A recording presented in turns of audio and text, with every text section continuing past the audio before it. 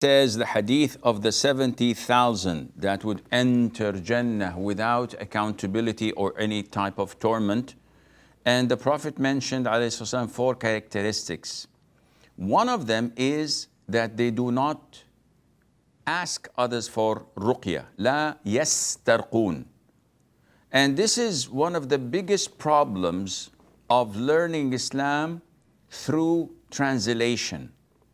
Now, when you read a translated text, you're actually depending entirely on the understanding of the translator.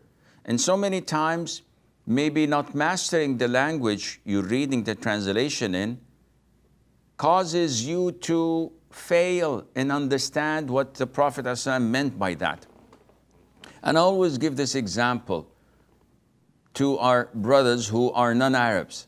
So in an article I read, written by an imam in the US, he was explaining the hadith of 7 martyrs who do not die on the battlefield.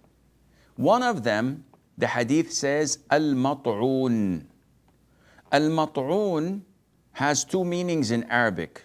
One, a person who dies by the plague. Ta'un, mat'un. The other meaning is the one who's stabbed with a knife. Mat'un.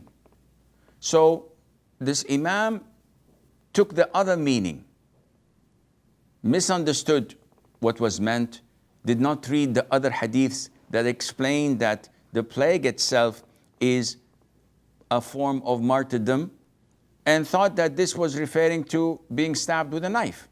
Of course, this shifts the whole meaning 180 degrees. So if someone mugs you with a knife, asking for your wallet, you remember the hadith and you remember this translation and said, no, just go ahead and stab me. I'll die as a martyr. I don't want to fight. And this is not what was intended. So it is totally prohibited for non-Arabs to give fatwas, to elaborate on their own understanding without depending on scholars who preceded them in what they're saying. And without Arabic, you cannot manage to do this. The same thing with Abdul Mujib's understanding. The hadith clearly states, La yastarqun. And if you look at all the other types of hadiths, you will find that the Prophet ﷺ gave ruqyah to others.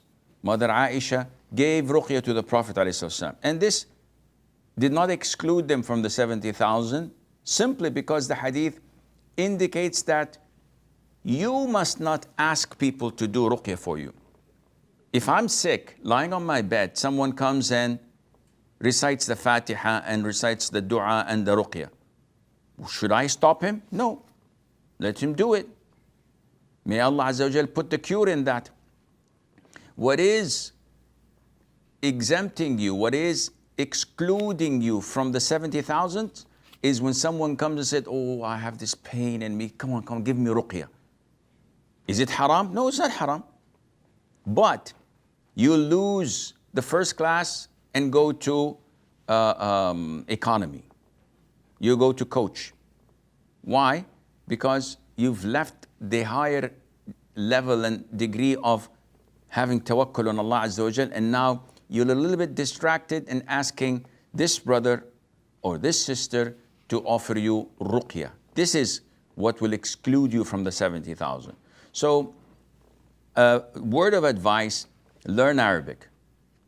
And if you don't know Arabic, follow a trusted sheikh, imam, school of thought, an entity that has a good aqeedah, known for their character and moral conduct and religious conduct, and they will lead you, inshallah, to the right path, and Allah knows best.